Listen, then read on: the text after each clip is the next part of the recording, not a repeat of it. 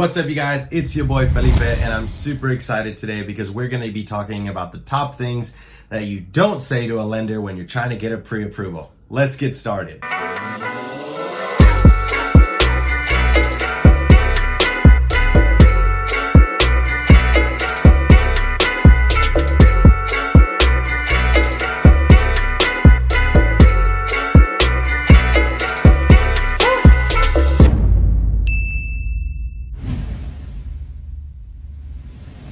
Alright guys, as always though, before we get started, please hit the like button, leave me a comment, and subscribe to the channel if you like my videos so far. Let me know what else you want to hear, or what else you want to see, and what else you want to learn. Because ultimately this channel is for you guys and to educate you on how I got to where I'm at and how others are getting to where they're at and what questions not to ask, what to ask, and things of that nature. Let's get started. So, a lot of the times, people are nervous or scared to talk to a lender or to call a lender and ask for money. That is the very first thing that I would personally challenge each and every one of you to stop thinking about. You are not asking the lender for money, right?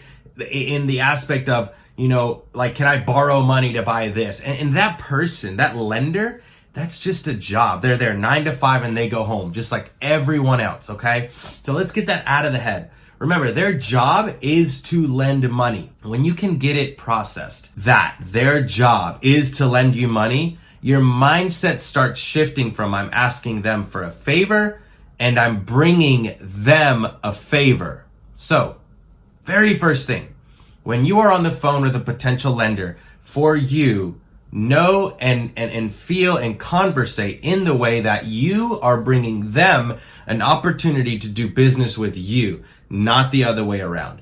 And all they're going to ask you is for a couple simple documents, some pre-approval information, and then you'll know what you can and cannot borrow. But the very first thing that I would challenge you guys to do is don't think of when you're going to a lender that you are the one asking for a favor. No, they are doing their job and you are bringing them a favor by bringing them work, right? This is how they stay in business. See, banks stay in business by lending money. What I do is I go to the bank, I make a deposit. Let's say we deposit $50,000.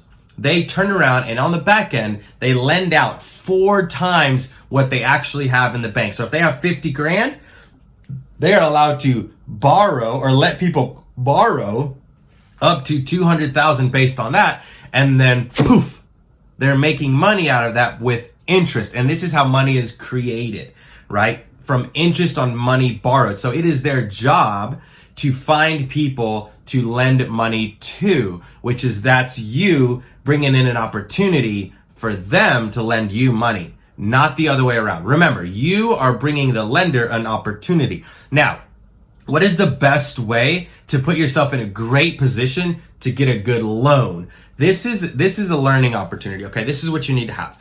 In my file here on my computer, I always have 2 years worth of tax return, most updated. And if you have an LLC, make sure that you have maybe 3 years tax return for that, a cash flow statement, or a in and out of influx of money. Now, if you have a W-2 job, all you need is 3-month bank statements, 3-month pay stubs from your job, and bang, you're able to apply for that loan. Now, you also need good credit. So let's say that your credit is not absolutely perfect. You are more than able to fix that on your own. Now, it takes a little bit longer. And if you see the links below, we actually have a credit repair company that helps people get loans by fixing their credit permanently. My Credit Wipe, link below. We can help you with your credit. So you need to have decent credit. 600 plus is always the best or better.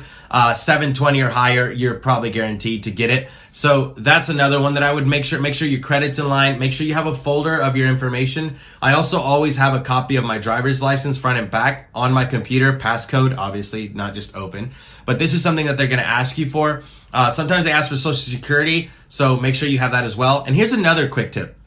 I always ask a lender, like, hey, what information do you need? Because I'm looking to get pre-approved on fill in the blank property.